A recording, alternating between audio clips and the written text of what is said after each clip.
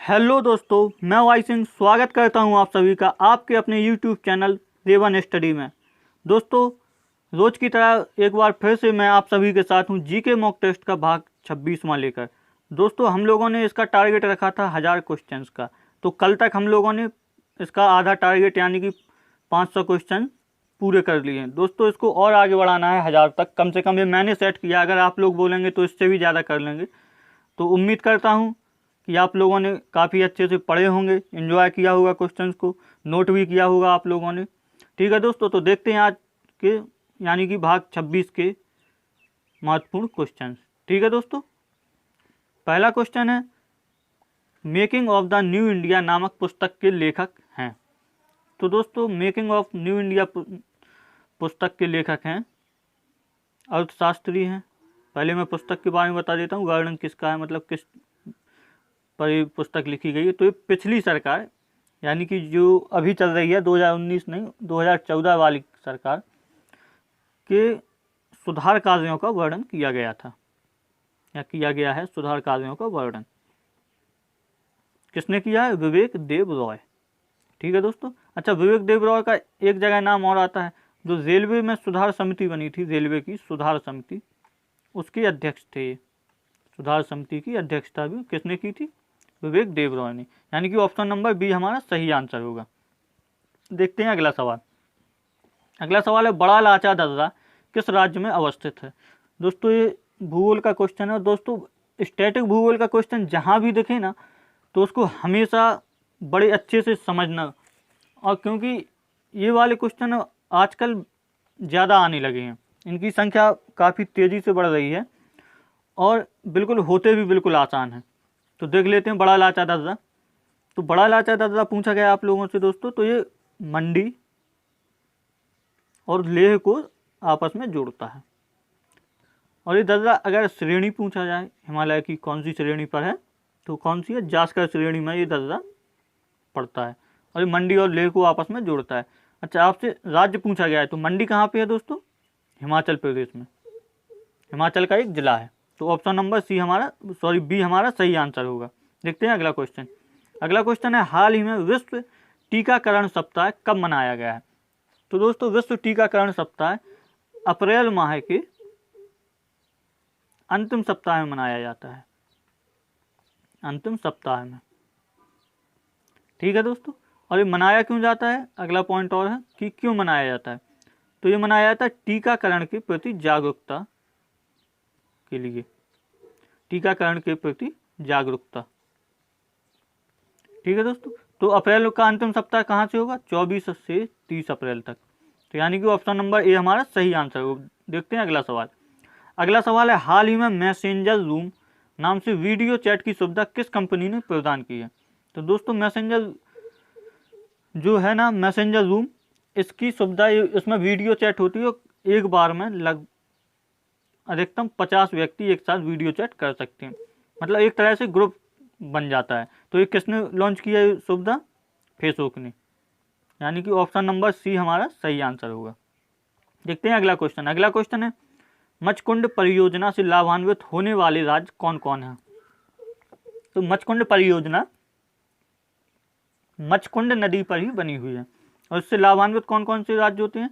एक तो ओडिशा होता है और दूसरा आंध्र प्रदेश। यानी कि देख लेते हैं कहाँ पे, ऑप्शन नंबर डी हमारा सही आंसर होगा। ठीक है दोस्तों। देखते हैं अब अगला सवाल। अगला सवाल है, भारत व ऑस्ट्रेलिया के मध्य होने वाले वायुसेना के अभ्यास को क्या कहा जाता है?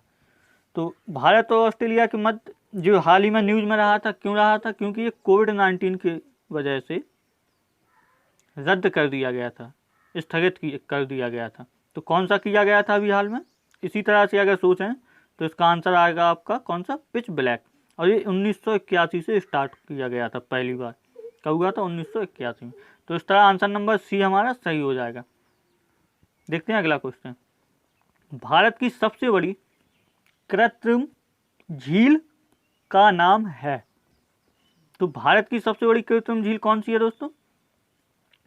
भारत की सबसे बड़ी कृत्रिम झील सतलज नदी पर है, और किस लिए फेमस है? अच्छा, ये गोविंद सागर नाम से है। तो ये गुरु गोविंद सिंह, सिखों के अंतिम गुरु गोविंद सिंह के नाम पर इसका नामकरण किया गया था। ठीक है दोस्तों, सिखों के अंतिम गुरु थे। अंत में गिनती में अगर पूछा जाए तो 10वें, उसके बाद गुरु का पद समाप्त कर दिया जाता है। सतलज नदी पर और राज्य पूछा जाए तो ये हिमाचल प्रदेश में है। ठीक है दोस्तों, तो इस तरह से ऑप्शन नंबर डी हमारा सही हो जाएगा। देखते हैं अगला सवाल। अगला सवाल है, कार्ल मार्क्स की पुस्तक का नाम क्या है? कार्ल मार्क्स दोस्तों काफ़ी फेमस अर्थशास्त्री रहे हैं। मार्क्सवाद के जनक भी यही हैं, अर्थशास्त्री रहे हैं कार्ल मार्क्स, काफ़ी फेमस। तो इन्होंने कौन सी पुस्तक लिखी थी? 1867 में आई थी इनकी दास कैपिटल। एक इससे पहले आई थी कम्युनिस्ट मैनिफेस्टो, वो इसमें दी नहीं गई है, तो कौन सा होगा? Das Kapital. अच्छा, इसी में इन्होंने नारा दिया हुआ था, कौन सा? दुनिया के मजदूरों एक हो। ठीक है, दुनिया के मजदूरों एक हो,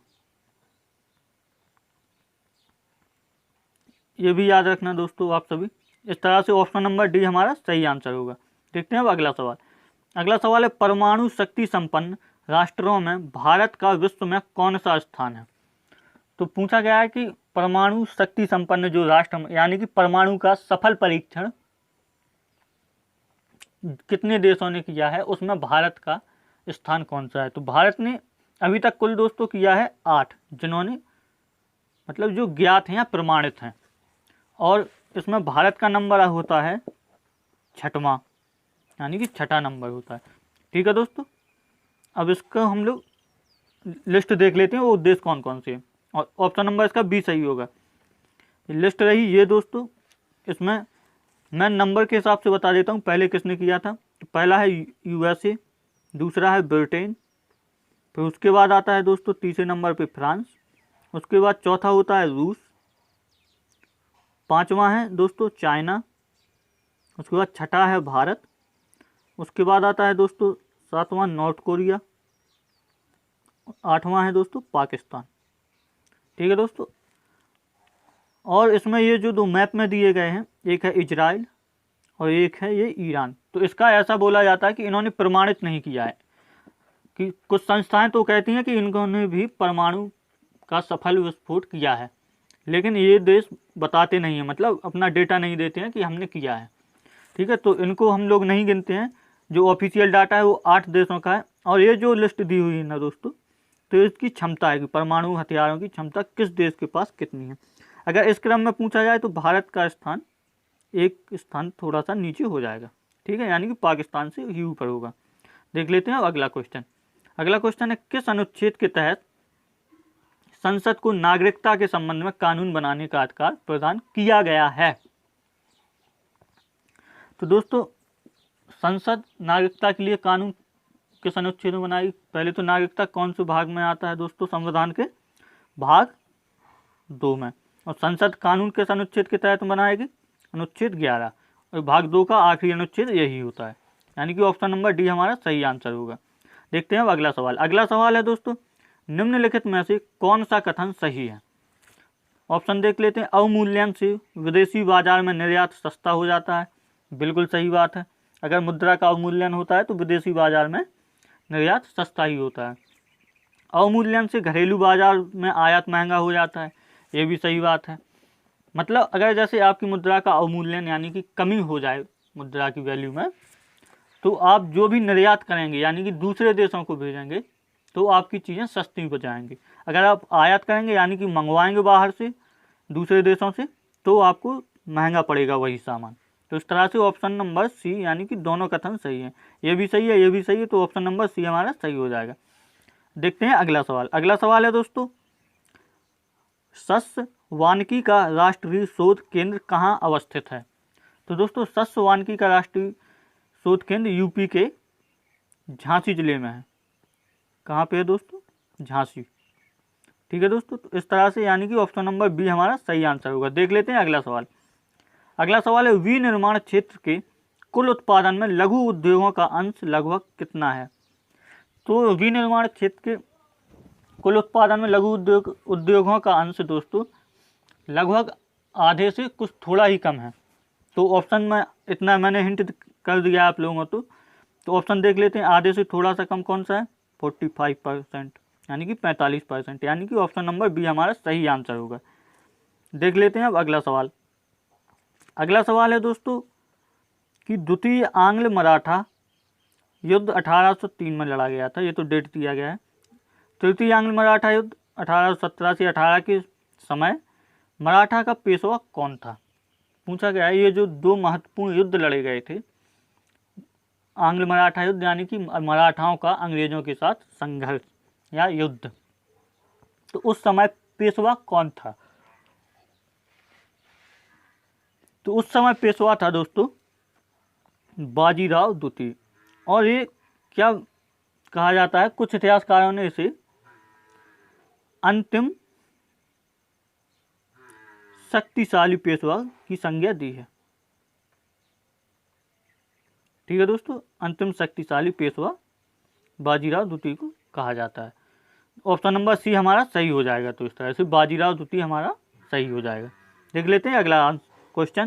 क्वेश्चन है एथलीट फुट नामक बीमारी किस से उत्पन्न होती है।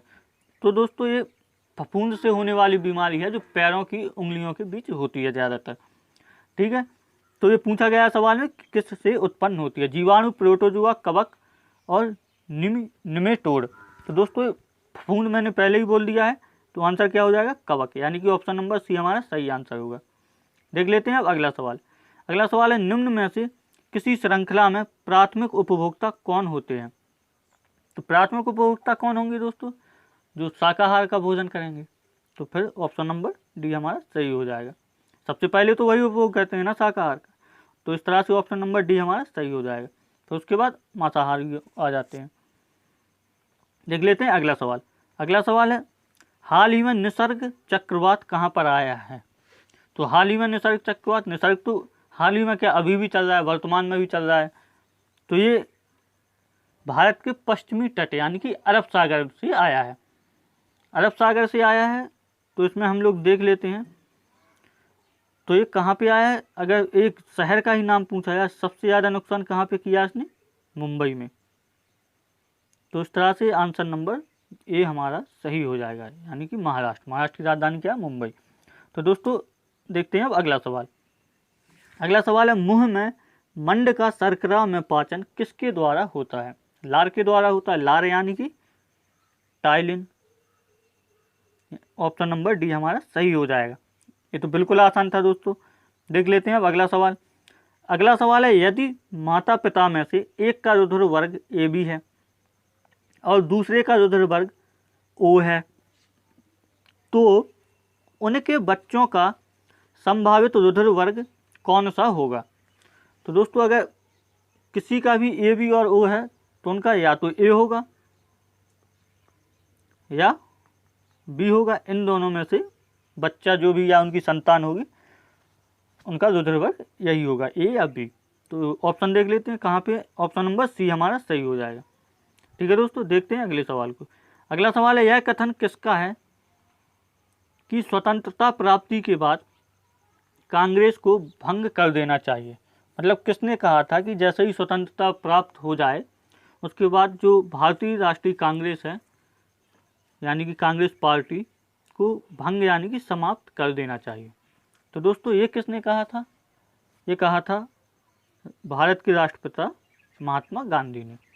और ये क्यों कहा था, क्योंकि इन्होंने कहा था कि अब भारत में इस तरह के राजनीतिक दल या इस तरह के मतलब इस तरह या राजनीतिक दल की आवश्यकता नहीं लगती है।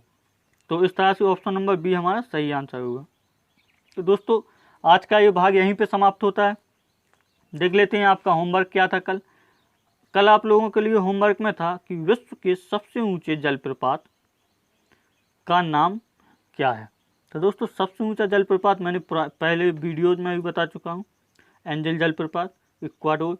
और भी ज़्यादा अगर इसको डिटेल में आप लोग देखना चाहते हैं तो दोस्तों पुराने वीडियो जाके आप देख सकते हैं प्ले लिस्ट में जाके। ठीक है दोस्तों, तो अब देखते हैं आज का होमवर्क क्या है आप लोगों के लिए। ये आप लोगों का होमवर्क है और होमवर्क में क्या है दोस्तों, कोंकण तट का संबंध किस घाट से है। दोस्तों थोड़ा सा कन्फ्यूजन क्वेश्चन है, मैं एक बार फिर से पढ़ देता हूँ। कोंकण तट का संबंध किस घाट से है। तो दोस्तों घाट बताना है और आप लोग कैसे बताएंगे आप लोग अच्छी तरह से जानते हैं कमेंट बॉक्स में। दोस्तों हम लोग जो 1000 क्वेश्चंस की सीरीज स्टार्ट की थी हम लोगों ने, वो 50% यानी कि आधे से ज़्यादा हो चुकी है दोस्तों। तो दोस्तों ये आप लोगों को भी खुद को एग्जामिन करना है कि हमको 50% में कितना आता है। सही तरीका यही है दोस्तों, जो भी आप लोगों को क्वेश्चन नया लगे या थोड़ा सा टफ लगे तो उसको तुरंत नोट करें, अगर हो सके तो सभी क्वेश्चंस को नोट करें। और ये ज़्यादातर क्वेश्चन दोस्तों वही हैं जो पुरानी परीक्षा में पूछे गए हैं या आने की बहुत अधिक संभावना है। ठीक है दोस्तों, करंट अफेयर्स के भी मैं सिलेक्टेड क्वेश्चन ही डालता हूँ इसीलिए। तो दोस्तों आज के लिए इतना ही था। बाकी चैनल पर अगर आप लोग नए हैं तो चैनल को सब्सक्राइब कीजिए और वीडियो को भी लाइक कीजिए, अपने दोस्तों के साथ शेयर भी कीजिए दोस्तों। आज के लिए इतना ही दोस्तों, कल फिर मिलते हैं इसी समय, तब तक के लिए थैंक यू।